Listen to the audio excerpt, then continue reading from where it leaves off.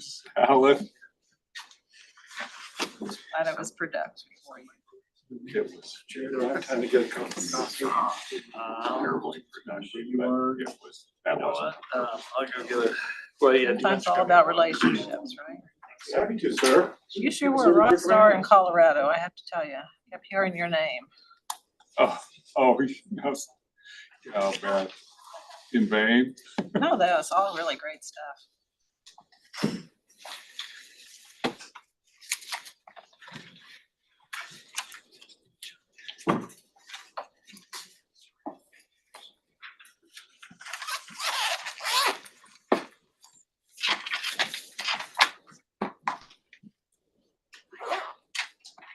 Sure. Don't know, I need one for the end of the show.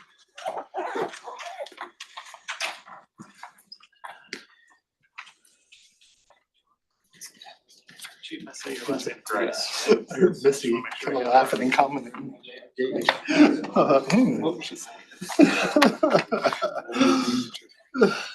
She didn't say that. I tried.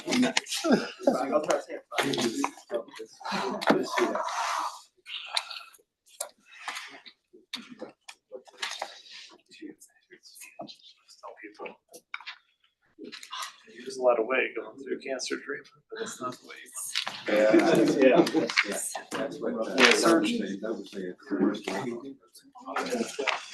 I lost 30 pounds in 2 weeks, but it's not the way you want to do it.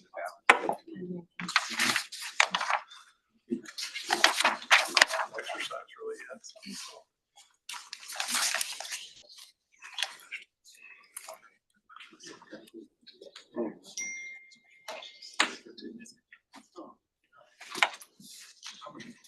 That's like. It's like. I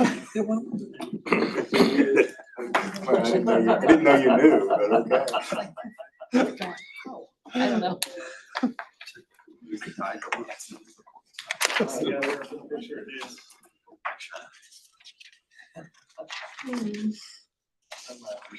think all my shirts.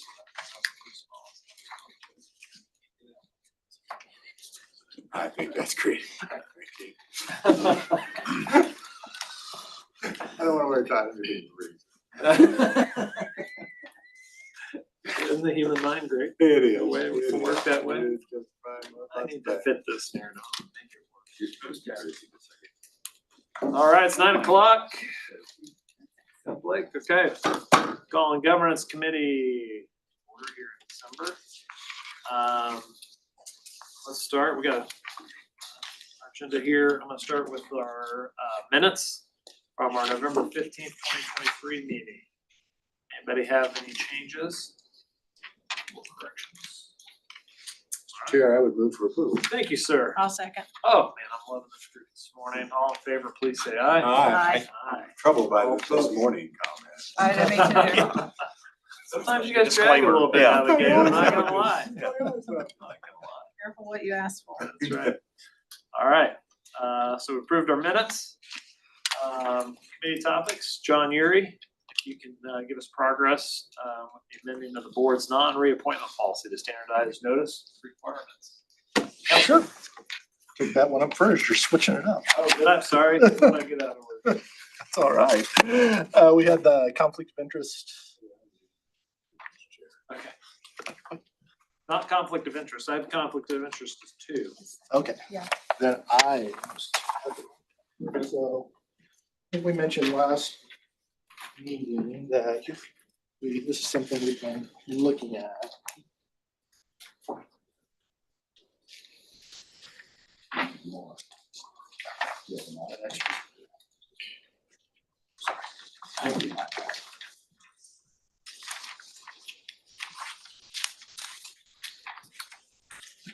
So page 12 is probably most of the substance of this, the idea that's been discussed. It was adjusting board policy to establish some type of a limit that, I guess as a precursor, this would not affect tenured employees, tenure track employees.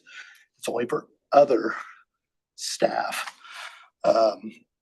And the attempt, or at least the idea, was to establish some type of a limit on the amount of time between a notice of non-reappointment and the end of service. And as proposed here, it's 90 days. Whether or not that's the right amount of time is open for discussion, and it's probably a policy issue. So the first iteration of this, my naive attempt was just a sentence that said, the length between these two things shall not exceed 90 days. As you can see on page 12, a couple of things have resulted from discussions and feedback from that initial attempt. One would be to kind of bifurcate the implementation. So you'll see in B1, for each non-tenure track employee hired on and after July 1st, 2024, service end date in any notice of non-reappointment shall not exceed 90 days from the date of the notice of non-reappointment. So that's for folks hired on and after that July 1/24 date. So it's all future forward-looking implementation. And then 2, a year later, on and after July 1st, 2025, regardless of when hired, that 90-day limit would apply. So the idea there would be to allow universities time to modify their handbooks and their policies accordingly to allow for that implementation. Then there are 4 articulated exceptions here in B2.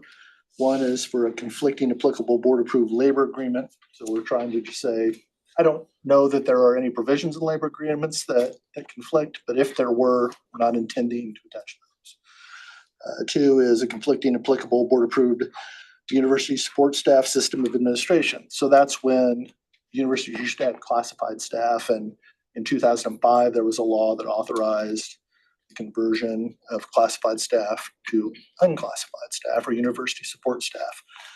There are no longer, to my knowledge, any classified staff on any university campus in Kansas. Everybody is USS, or that conversion's all taken place. As a condition of that, or a requirement of that law, was that systems of administration be put into place to basically replace the civil service appeal process and other processes that employees that were classified that applied to them. So that law that allowed for the conversion said employees that choose to do this, you don't lose any benefits, and universities shall create systems that provide an appeal process, and those were all laid out. I've reviewed the files I could find on 4 of those conversions for universities, and none of them, I think, have anything conflicting here. Understanding that there's an appeal process, so you can, for suspension, demotion, termination, if you're an employee affected by that, you can initiate an appeal. When you were a classified employee, that went to the Civil Service Board. That appeal was heard by the Civil Service Board. With the conversion, those appeals are heard by entities that were created by the universities, internal entities local to the university that hear those appeals now. So it's not that you couldn't have a much longer period of time because you appealed, but that doesn't impact this necessarily. And the intent is that this policy change isn't meaning to modify those processes at all. So that's why that exception's there. The third one, the employees in a grandfathered class established by the university prior to July 1st that provided employees in the grandfathered class a longer notice period.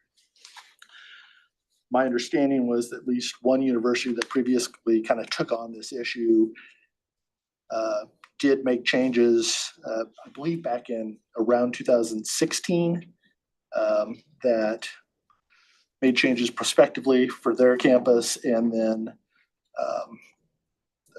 had a grandfathered class that maybe had different terms. And so our intent wasn't to modify that necessarily. We were just trying to say, going forward, it should be 90 days. So we were making an exception for that. However, that doesn't necessarily have to be an exception in the policy, and that exception might be too large. It's something to think about. And then 4th, the university chief executive officer determines a longer period of time is warranted in an individual circumstance. So trying to allow for some discretion where facts might warrant. And then the second part of that is on or before January 1st, 25, university policy and handbook provisions containing any notice procedures for non-reemployment for all classes of employees other than tenured faculty members shall be brought into compliance with the policy. So a directive that if this is adopted, then you modify as needed. Gotten a lot of feedback, as you can imagine, and some of it, even as recent as yesterday, proposes maybe a broader look at some of the other language in these 13 pages in this part of the book and or the handbook or the policy book, and possibly trying to simplify and refer to right now there's, I think the commentary was a mixture or interchanging of the terms appointment and employment and contract. And maybe we can simplify some things and modernize a little bit by taking out those references or changing them to talk about employment. And there may be even a way to further simplify a lot of this unless some of it is found to be necessary for a reason. We think some of it might be able to be made simpler to administer and to bring some terms into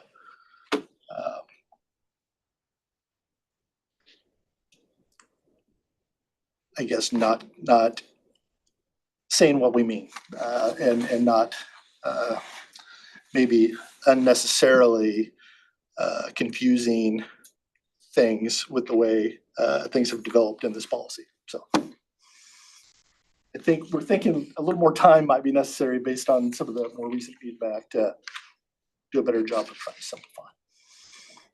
Can you, so I was looking, also on page 11, there's clarification language. Grievances, comments on that. Yeah, so going back there, I don't want to skip over other things.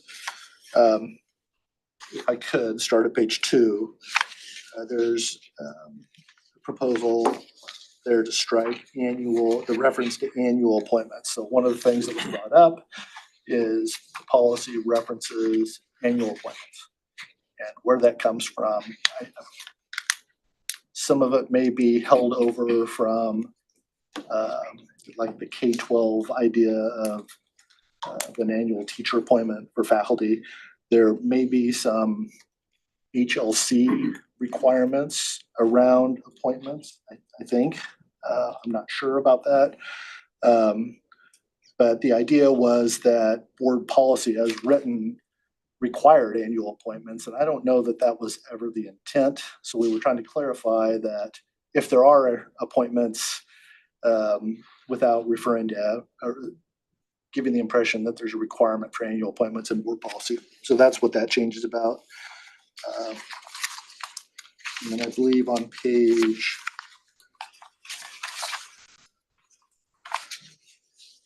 11, the grievance procedure.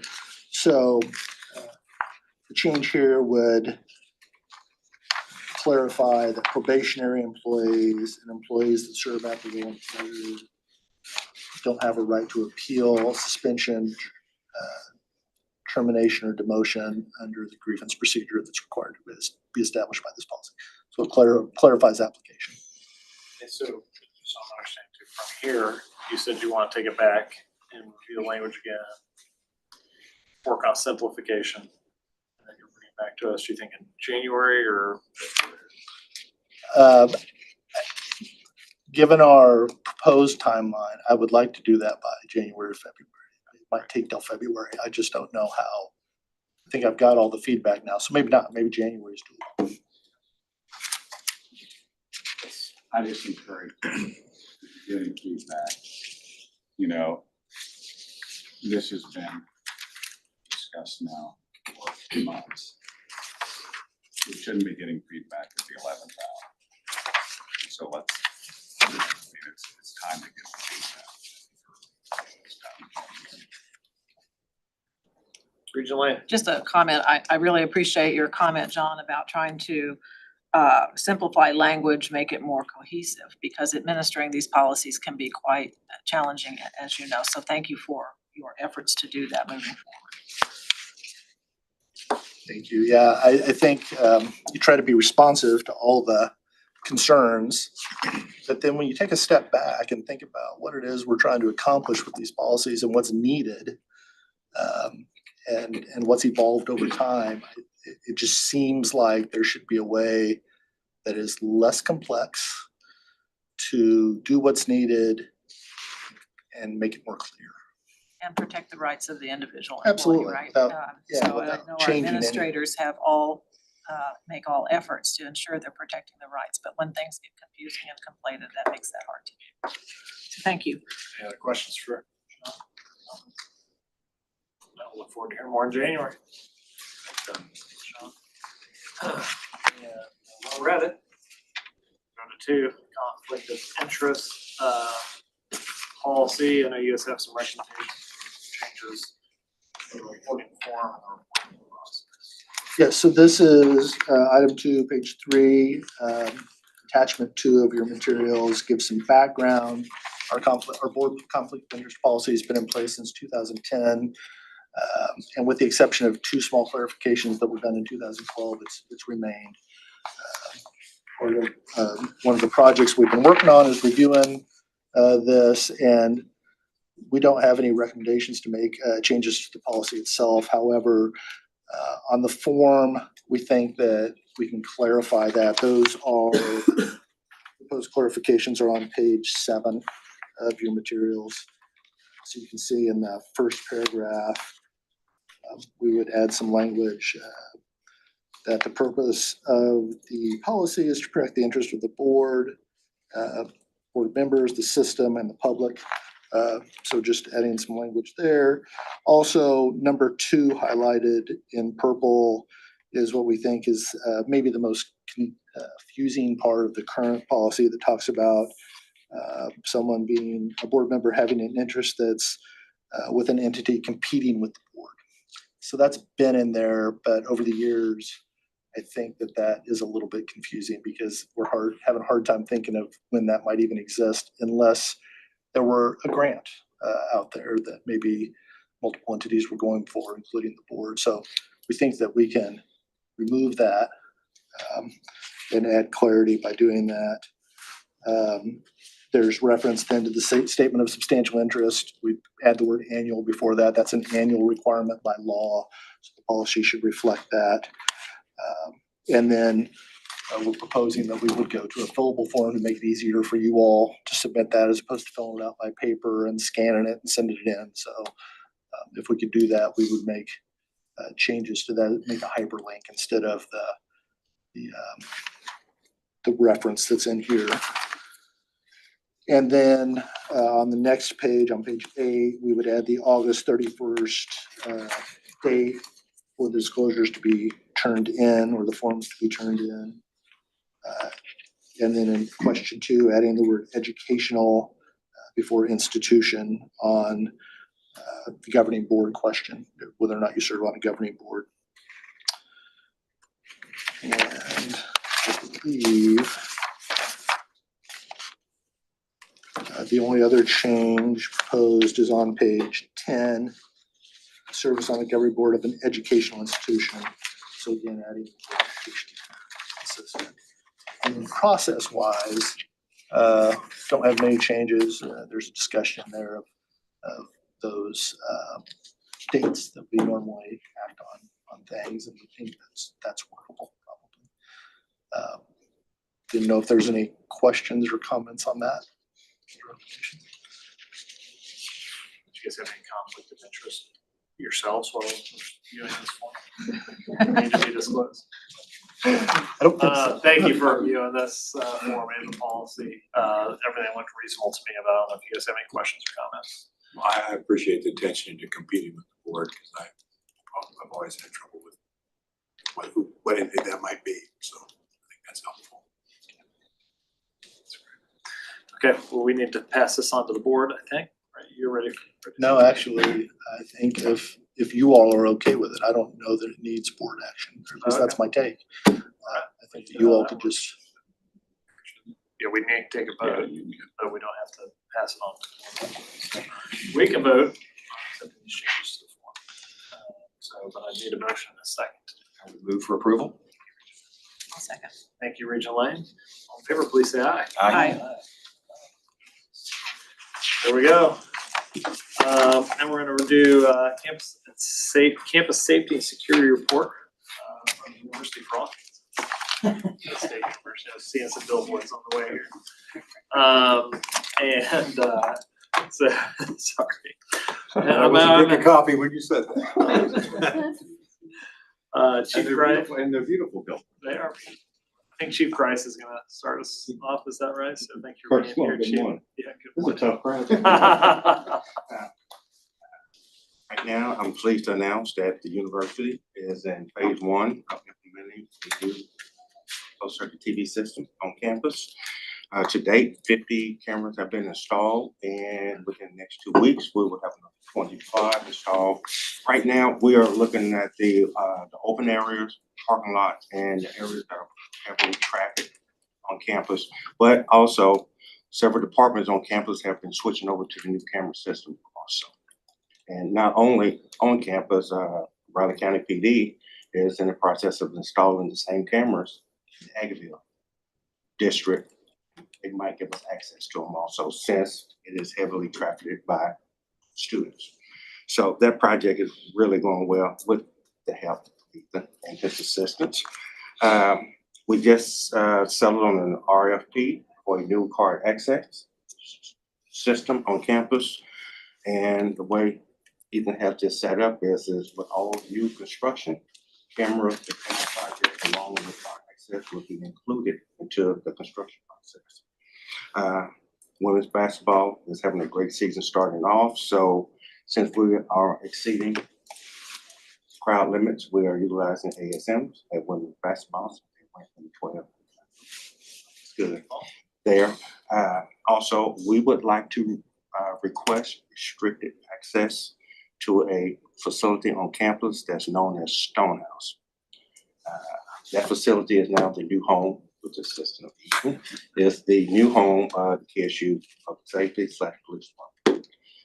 We moved from Edwards Hall in April, and now we have home restricted access be granted for that facility. You got me, said something we need to take action on, did something you guys? No, I think you guys need to do that. Is that some governance takes action on? We only had one violation of policy. 2 student athletes came in from deer hunting and left their practice in the back of their truck. So we got that taken care of. Pretty good case study. Question is, do they get a deer? Well, no, they didn't. So that's all I have to report on the law enforcement side. That wasn't also come back in the truck. Any questions? Chief? Thank you. You should wait to the end of the total report? Yeah, we've before got- we take action on that, or? We do have Justin Frederick with our Office of Institutional Equity also for his report. And then I think Take action. okay. Okay, perfect. Justin? Sure. So, speaking of kind of end of the year report for the Office of Institutional Equity, specifically under Title IX, and the results there and kind of trends and whatnot we've been seeing. We have instituted this year a biennial training for our staff for compliance and knowledge of the policy and requirements under the federal law. With this, we have seen an increase in requests for presentations and also an increase in reporting. Our top 3 areas that we adjudicated or did investigations on were sexual harassment, stalking, and sexual assault. Pretty even between staff and students for types of cases. And the other areas that we did see, we did complete 2 live hearings in the last year since we last met, with one with finding, one without. And then we are currently leading the K-Board Title IX group, and we have our next meeting with all the Title IX directors on Friday for our kind of twice a semester meetings. So.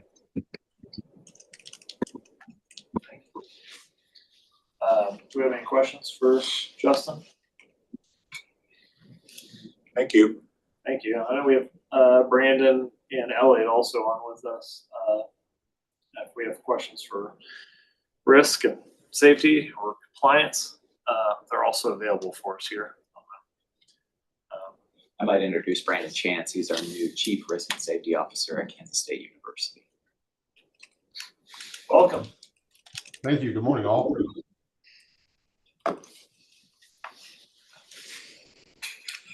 See ya. Good morning. Good K-State backdrop there. Yeah. Okay, any questions for K-State? Did you just have anything else you wanted to present on? Just need action. Okay. Okay, so motion would be, yeah, To grant restricted access to the stone houses. so motion would be good. Carl. I'll move that. Glad to second. Second, all in favor, please say aye. Aye. I just want to be included. I say that for after the motion, so we didn't. All right, thank you guys. Thanks for being here, traveling over and keeping our campus safe, keeping our students safe, and we appreciate the procedures you guys all have in place. What you do. Thank you very much. Thank you. All right, our next meetings are January 17th, Valentine's Day, and March 20th. You guys got those on your calendar? Sure. Any other business you want to bring before governance? There we go. We're gonna make boxes. Right down there. Yeah. All right, we'll call this meeting adjourned. Thank you. Yeah.